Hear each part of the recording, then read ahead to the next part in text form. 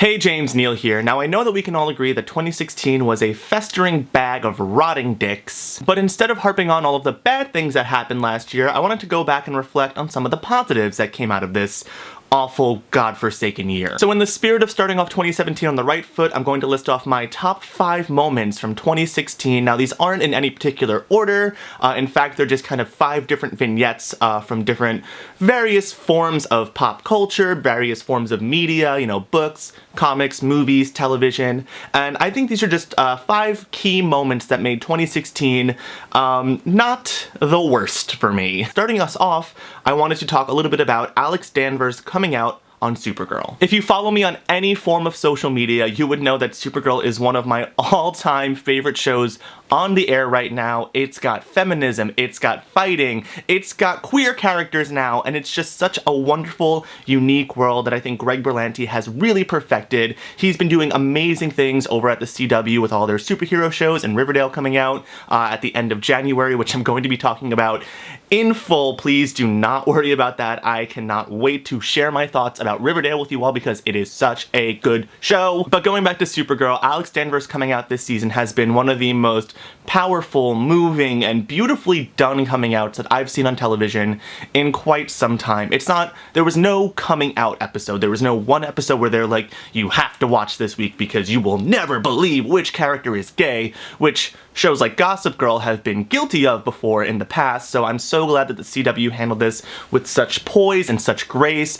Similar to how they had White Josh come out on Crazy Ex-Girlfriend, it was kind of just like a matter of fact. It was like, oh, by the way, this character is also queer.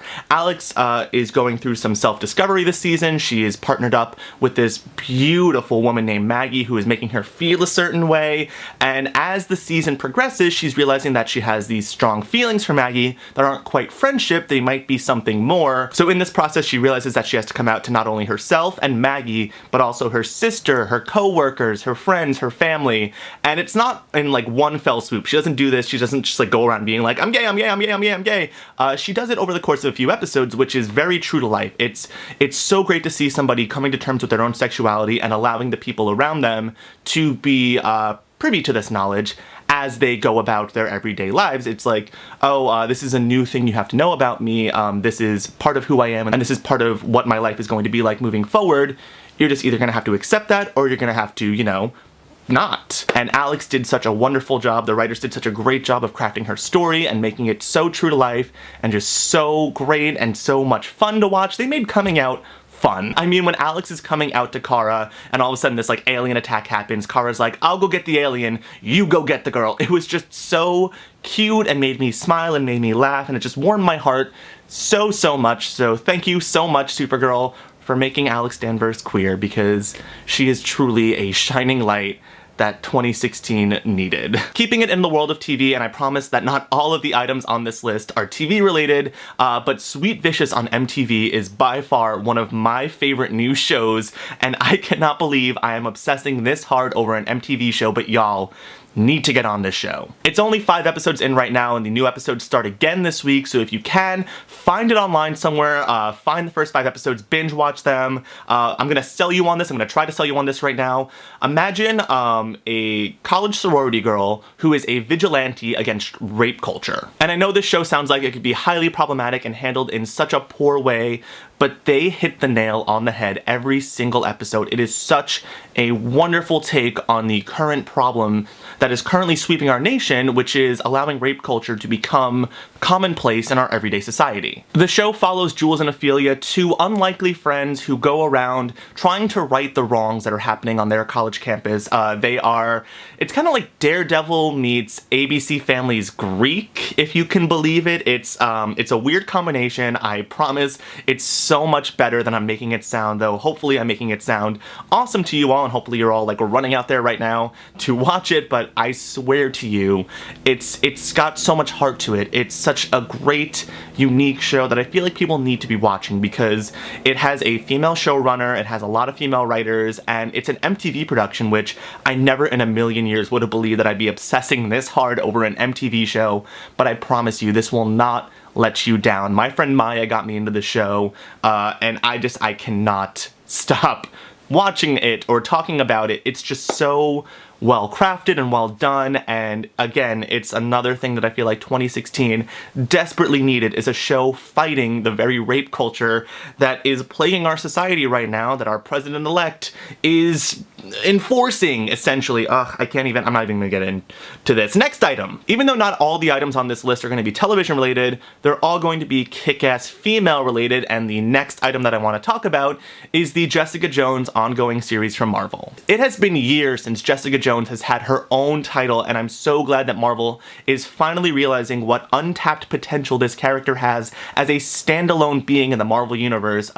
It's only 2 issues in right now, so it's super easy to go back and catch up. And I promise you all, if you are a fan of the TV show, or if you've never even heard of Jessica Jones before, if you just know Luke Cage, Iron Fist, if you care at all about comic books, if you care at all about feminist culture and feminist literature, I promise you the Jessica Jones ongoing series is going to be something that you will obsess over. This comic is gold, and I hope that it runs for dozens and dozens of issues, though we'll see. Please go out and buy it, please go out and support it, please go out and support your local comic book shops, because those are the people who are helping bring these stories to life, so get on that. Staying in the world of literature, though, the 4th item on my list is actually a young adult novel, which is... I still read young adult. Yes, I do think that young adult novels are so important, and they're such a great way to influence a younger audience. And this is actually a book by an author that I've been following since I was in high school, so I feel like such a proud mama seeing that he is still putting out such high quality books. It's a book called You Know Me Well by David Levithan and Nina LaCour, and it's just so heartwarming and so great. David Levithan has a really great, unique perspective into young adult queer literature, because he writes these books where queer characters are just kind of integrated into society. Like, there's no coming out. There is coming out in the books, but it's not like a whole big to-do, and it's not what the books are about. The books are about young people discovering their feelings and getting in relationships for the first time, or, getting out of relationships for the first time. And You Know Me Well is a book about 2 high school kids, one junior and one senior, who meet by chance the weekend before Pride and become the best of friends. It's a gay man and a lesbian, and they just go on this wild adventure throughout the city, and they learn so much about themselves. And as I was reading this book, as a 26-year-old man, I was thinking about how I wish I had had this book when I was growing up. I did have David's original books, Boy Meets Boy, The Realm of Possibility, Wide Awake, when I was in high school, but this book is just, it's beyond anything that those books were. I'm such a fan of David, and he does amazing work, and this book just continues to up the ante for what I expect from young adult queer literature. And I think that everybody out there, even if you are 13 years old or 33 years old, you should read this book, because it offers such a unique perspective into what it means to be a queer kid in today's society. And I really feel like we need to keep making stories like this. We need to keep making stories that normalize young queer characters, because I wanted to be able to see myself in these characters when I was growing up. And the more stories out there that are like this, the more people are going to read them, and the more people are going to realize that maybe I'm not so different. So this book came out in June of this year, and I have read it twice over already. It's wonderful, it's great. David is an amazing author, and he's been such a driving force in my life. So he's kind of the reason I get into storytelling and why I write so much, and it's great to see that he's still putting out these high caliber books that I cannot stop recommending to people. And finally, the last item on my list is a movie that I saw and cannot stop talking about, Kubo and the Two Strings. Y'all, it is one of the most visually stunning, beautiful stop motion movies I have ever seen, and it has such a fantastic story, and the story is about why we tell stories. The first time I ever saw this movie, I could not stop thinking about how much I related to Kubo and why he loves telling stories and why I love telling stories. It's a movie about storytelling. It's a movie about coming to terms with who you are and what your destiny is, and also embracing the fact that stories have weight in our lives, and stories are going to be a constant driving force no matter what you do. And part of the reason I got into storytelling is because it was a way of self-discovery for me, and I feel like that's what Kubo goes through in the movie. I don't want to give anything away about the plot because it's such a unique film, and it's such a cool story to see unfold, both visually and throughout the dialogue in the movie. So if you can, go out and see it. It's great. It's wonderful. Yeah. There's a lot. Again, it's a kids movie. It's a movie geared towards a younger audience, but I really do feel like stories like that have such a way to influence a younger audience and kind of make for a better tomorrow, and Kubo is definitely one of those stories.